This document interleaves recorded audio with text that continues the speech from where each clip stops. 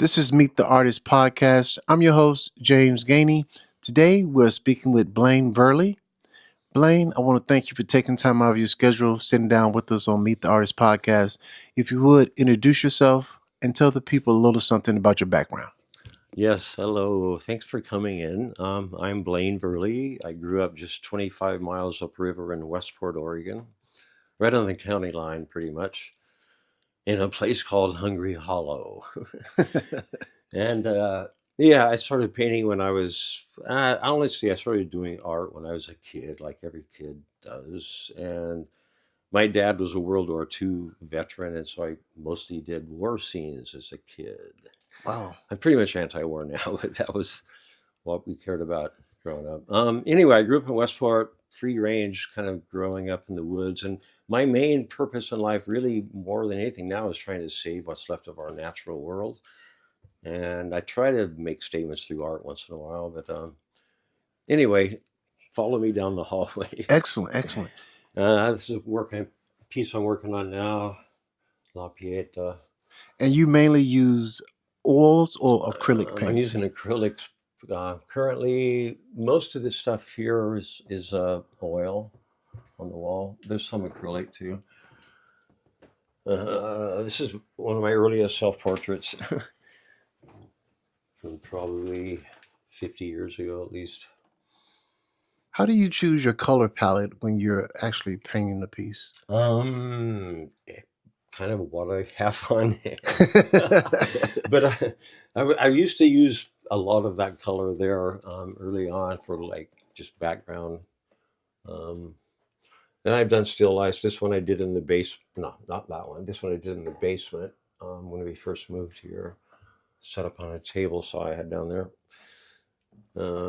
This was upstairs on the dining room table. Now, do you normally work on unstretched canvas, or do you work on canvas that's already been stretched on the frame? Both. Mostly stretched canvas, or in this case, it's actually just a wooden surface. Oh, that's a wooden surface? Yeah, which is why the paint kind of affects, has that kind of look to it in a way, because on a canvas you don't get quite so much flow. Now, did you still use gesso on that wood before you painted it? Or? It was already covered with a kind of like a shiny finished paint, and so that's why it went on kind of slick like that. Huh. Okay. And this piece at the end of the hall here with the person stretched out in the grassy knoll look like? Yeah, I'm still working on that one. It started out as a sketch from up at the college. Okay. And this is the one that was somehow got into the show called The Nude in the 21st Century. Started out as just a model pose that I didn't finish and I brought home, and maybe after a year or so, I did more with it. And the war in Gaza was really affecting me. And that's kind of what I kept thinking of, was women and children just being slaughtered.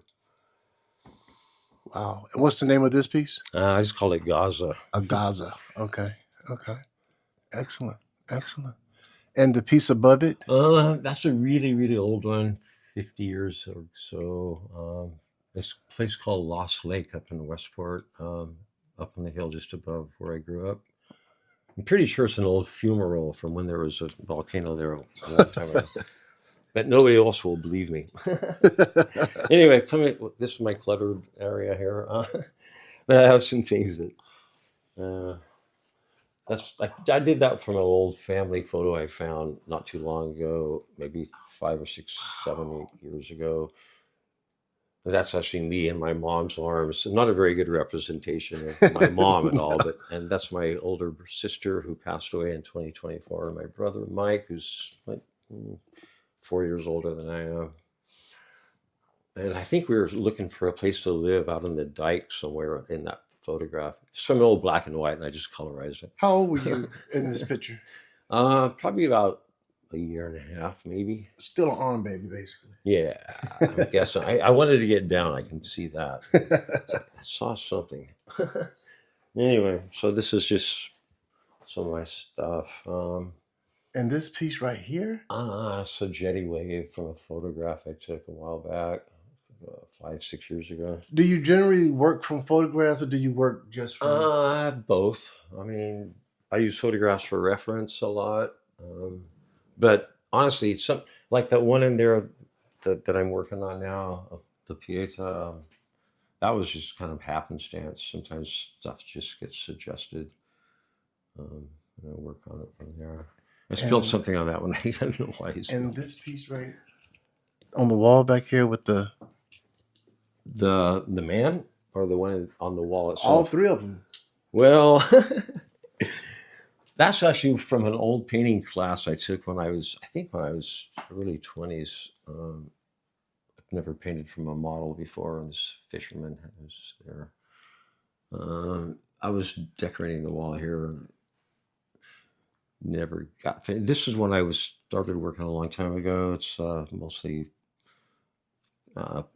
charcoal and chalk and rust. I use rust sometimes. Yeah, that was the lady there was a waitress that I really liked a lot when I used to drive back and forth from Eastern Oregon, and I would stop in Hood River, and she was a waitress at Yaya's. Her name was Michelle. That's all I know about her. And you did that from memory, or No, she let me take some photographs because I really wanted to try to paint her, and I managed to get that done, and never got to see her again after that. But nice. And that's on wood also. no, that's on the canvas. That's on a very I think a linen stretch canvas that I found somewhere, and I wanted to make a fairly finished portrait at some point. I should And have turned the this light on one, for you here. oh wow, the light is really shimmering right here. Yeah, that's called Shanghai in Astoria. It's my version. Okay. That's an And old one. this one This one actually belongs to an artist who passed away maybe 10 years ago from Cannon Beach, named Steve McLeod. He was Steve pretty well McLeod. known. He was a well-known artist down there. Okay. Yeah, these are just little plein air sketches I did. I used to live in Eastern Oregon, and that was a place I sat and tried to capture the little bit of the look there. Gotcha. Now you had like some other photos down the hall, or Here's one that I did from imagination. okay. Thinking of a And winter you do scene. your own frames, or are these? Sometimes this is definitely one. Oh yeah, this is a fairly recent one. By the way, this is I wanted to talk about this place because this is Pillar Rock. Mm-hmm. It used to stand over 100, up to 100 feet tall above the tide, just across the river, just 1,000 feet off the river shore. In 1922, the Corps of Engineers decided they didn't want that big rock there, so they blew it down to 25 feet tall. And it was an important native monument. You understand, right? So, and that's another one of my passions, is trying to make people understand how important the native heritage is here, because it gets really short shrift, you know. I understand. Yeah. Is this one of your earlier pieces up here above the door also? Yeah, probably from 40 years ago at least. Yeah, and it's unfinished, honestly, even though it has my signature on it. Man. Okay. This is one I made when I was teaching elementary school. Little boat. Yeah, we were studying explorers, and so this was my little odd, homage to that. Okay. We're gonna pause, guys. Okay, Blaine. If you would, can you tell us, what does AVA mean to you? Astoria Visual Artists. Is that what it means? I think it is. Yes. Or is it Astoria Visual Astoria Arts Visual Arts. Association? There you go. I was fortunate enough to be kind of in the beginning of that group many years ago. I was a little bit more involved back then, I think, when it was held in Jamie Boyd's gallery down underneath the Elks Lodge. But I've been participating in shows there and for at least 10 years now. In fact, 10 years ago, I was fortunate enough to be chosen an artist in residence, and was given the gallery space that's now like a high-priced motel room up above Pier 11. where I had just an open view of the river looking east, and that was really inspirational. It was really fun time. It was in the dead of winter. I was working full time, so it wasn't quite the experience I had hoped for in certain ways, but it was really good. It was helped me kind of kickstart my painting again, because I hadn't been painting that much for a while. Um, anyway, let's see. Yeah, this is just a wall of things that I've done over the The years. painting right here. Can you tell us about that one? Yeah, I was able to. This was back when the Elliott Hotel, it was accessible to get to the roof of it, and you could just go up there and hang out, which I did, and took photos. And so I based this off of a photograph I took from the top of the Elliott Hotel. This was acrylic. I was just learning to work with acrylics around that time, to kind of get familiar with them. Um, what else do you want to know? This one right here. Yeah, this is a painting that it's from my upstairs roof, um, looking out at the river north, and that was just a ship out there. Sort of just a cartoonish view of it in a sense, but I kind of wanted a simplistic view, and I was thinking about painting my house orange, which I ended up doing after I painted that. I was saying, "Oh, what would that look like?" That's okay. And is that acrylic as well, or is that oil? This is oil, I believe. Okay. Yeah, Okay. Excellent. that's a pretty old one too. What would you say to a new artist that's just now finding oils or acrylic paints? What would I say to a new artist? Just go for it. That's all you can do. I mean, I don't really have any plan when I go into a painting. I just sort of have an idea of what I want to do. Sometimes, other times, the process takes over and it becomes the painting. Do you think it's better not to have a plan when you're going into a new piece, or having a general idea of the direction you want to go in? Honestly, to be honest, I would say start with nature and just go out and sketch nature. That's what I would suggest, first of all. I think that's the most important thing, to get, honestly, just to get in touch with our natural world. And, the Impressionists were my first, big love as an artist.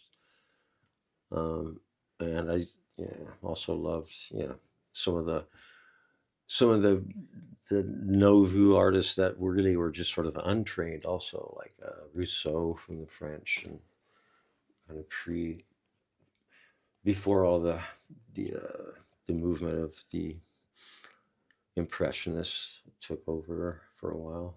Yeah, I love, I love all that stuff. I've Gotcha. always loved art, everything about it. Excellent. Well, Blaine, I truly want to thank you for taking time out of your schedule, sitting down with us on Meet the Artist podcast. Is there anyone you would like to say thank you or hello to in closing? Oh well, some of the artists that I really really admire here in Astoria now. I mean, besides Noel Thomas, who's been here for a long long time, but Denise Monaghan. Have you talked to her? She's I amazing. have not talked to her. And I'm also thinking of, oh dear, let me. What is her first name? I can't remember names that I'm thinking of. Anyway, I'll get back to you on that one. Hopefully, you can edit that part out. Oh no, it's going in. It's going in. Well, Blaine, thank you so much again. And this has been Meet the Artist podcast. Were you going to say something? No, I just have to remember that name. It's bugging me that I can't come up with it right off the top of my head. One of my favorite local artists now. I mean, I had one of her pictures here to look at some point. That's Hungry Hollow. Nice. That's the Hungry Hollow Road that I used to walk to grade school when I was a little kid. Huh. And I'm still working on it, to be honest. That one here's that waves on the wall. This one right here in the gold frame. Oh yeah, is that yours, Blaine? Yeah. That's you? That's one of the best waves I've seen. Wow. Yeah. Those are amazing waves. Thank you. And thank you guys so much for watching.